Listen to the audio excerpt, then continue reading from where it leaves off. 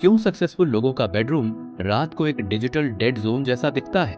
ना नेटफ्लिक्स, ना स्क्रोलिंग, ना बस 5 मिनट और वाला झूठ। स्ट्रेंज लगता है ना? क्योंकि जहां दुनिया का 99% लोग रात को अपने ब्रेन को डिस्ट्रैक्ट कर रहे होते हैं, वहीं 1% लोग अपने ब्रेन को प्रोटेक्ट कर रहे होते हैं। और यही छोटा सा डिफरेंस उनकी लाइफ का बिगेस्ट एडवांटेज बन जाता है। अर्जुन भी पहले नॉर्मल था। रात के 11 बजे फोन हाथ में, रील्स चल रही हैं, एक खत्म, दूसरी शुरू, फिर तीसरी, और सडनली क्लॉक 1:30 AM दिखा रही होती है।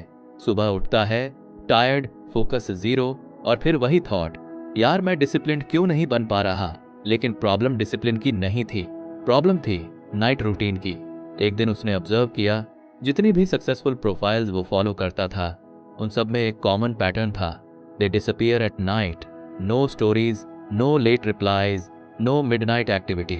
जैसे ही 9 से 10 PM होता, वो लोग डिजिटली वैनिश हो जाते।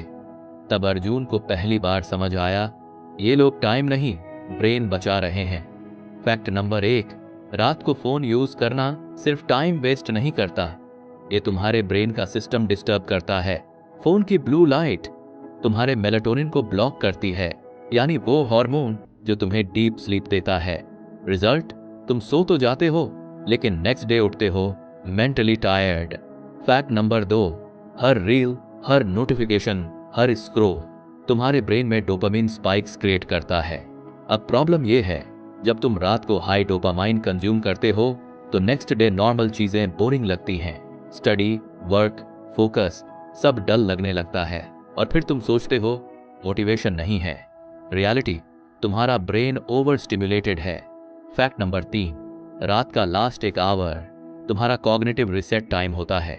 यही वो टाइम है जब ब्रेन पूरे दिन को प्रोसेस करता है, मेमोरी कंसोलिडेट करता है, और नेक्स्ट डे के लिए खुद को प्रिपेयर करता है। लेकिन अगर तुम उस टाइम पर स्क्रोलिंग कर रहे हो, तो तुम लिटरली अपने ब्रेन को इंटरप्ट कर रहे हो।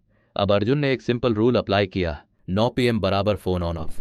शुरू में मुश्किल था, हाथ बार बार फोन की तरफ जाता था, माइंड बोलता था बस थोड़ा सा चेक कर ले। लेकिन उसने खुद से एक सवाल पूछा, क्या मैं शॉर्ट टर्म कंफर्ट के लिए लॉन्ग टर्म सक्सेस सैक्रिफाइस कर रहा हूं? उस दिन के बाद उसने एक नया रूटीन बनाया, 9 बजे के बाद नो फोन, इंस्टेड थोड़ी रीडिंग, थोड़ा जर्नलिंग और साइलेंस। पहले 3 दिन अजीब लगे, 7 दिन बाद माइंड काम होने लगा, 15 दिन बाद फोकस इंप्रूव, और 30 दिन बाद people started noticing the difference. Fact number 4, high performers रात को अपने एनवायरनमेंट को डिजाइन करते हैं, फोन को बेड से दूर रखना, नोटिफिकेशंस ऑफ करना, और एक फिक्स्ड शटडाउन टाइम रखना। ये छोटी हैबिट्स नहीं हैं, ये मेंटल प्रोटेक्शन सिस्टम है। फैक्ट नंबर 5, सक्सेस सिर्फ हार्ड वर्क से नहीं आता, क्लियर थिंकिंग से आता है।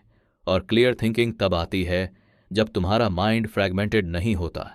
अब सच सुनो, जो लोग रात को अपने फोन को कंट्रोल नहीं कर सकते, वो धीरे धीरे अपने लाइफ को भी कंट्रोल नहीं कर पाते। हार्मलेस लगता है, लेकिन यही हैबिट तुम्हारी फोकस, एनर्जी और ग्रोथ को क्वाइटली डिस्ट्रॉय कर रही होती है। तो आज एक सिंपल डिसीजन लो, क्या तुम भी 1% रूल फॉलो करोगे? 9 बजे के बाद फोन दूर, और अपने ब्रेन को वो रिस्पेक्ट दोगे जो वो डिजर्व करता है। और ऑनेस्टली बताना, तुम लास्ट टाइम कब बिना फोन के सोए थे? कमेंट में 9 PM रूल लिखो अगर तुम आज से स्टार्ट कर रहे हो। और अगर तुम्हें ऐसे रियल साइकोलॉजिकल इंसाइट्स चाहिए, तो चैनल को सब्सक्राइब करना मत भूलना, क्योंकि यहाँ हम सिर्फ बातें नहीं करते, हम माइंड को अपग्रेड करते हैं।